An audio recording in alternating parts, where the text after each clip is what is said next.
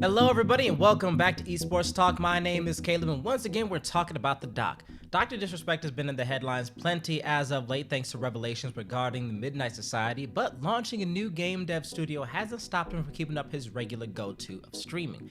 And during streaming he touched on something that's generally speaking one of the instances of the doc given his opinions, but is particularly relevant given that he is potentially launching a game in the very space he discusses here when he asks whether or not the esports scene, the esports genre in general, has ruined Call of Duty. I mean, Call of Duty,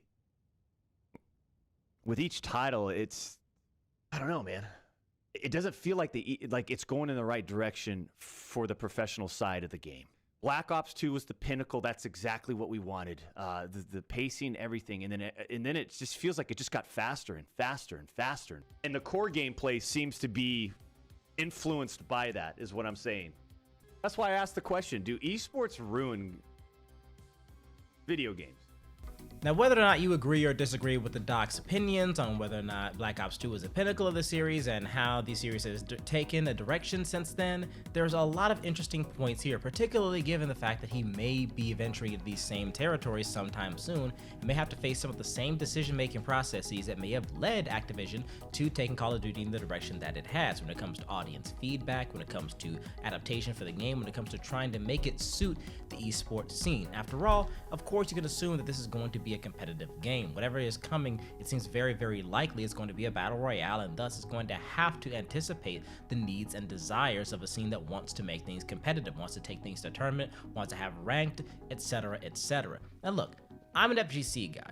I know a thing or two about being involved in a community that is very grassroots in a game that may not necessarily always be designed for the competitive scene, but grows its own scene as a result. It feels very organic, it's very fun to get into, even if it's relatively niche.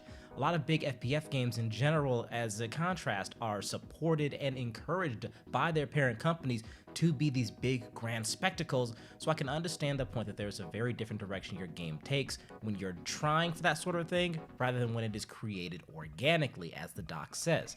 The question is, can he find a way to straddle that line? Can he find a way to keep both of these worlds in mind and make the best of both? It's a difficult thing to manage for anybody, and it might be especially difficult for a brand new studio. But the doc himself is of course no stranger to game design. He's worked in the industry, and a lot of the big names, as we discussed in a previous video on this very channel, are also industry veterans who know some of the biggest series out there. People that have worked on Halo, many years in Halo, including Infinite, 15 years plus in the Call of Duty series itself, including what some would consider the pinnacle of the series themselves, the Modern Warfare games. One way or another, there's a lot of talent and a lot of very, very developed experience in these scenes. From the old heyday, from when these kinds of games were really starting to find their stride, to the absolute current heyday that is the deep waters of esports.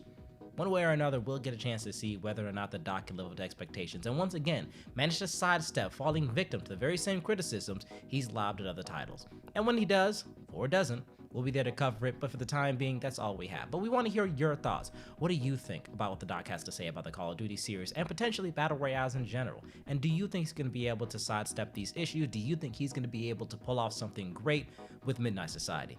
Whatever may come, we'll be there to talk about it, but for right now, my name is Caleb. Thank you for joining us once again. We'll talk to you next time.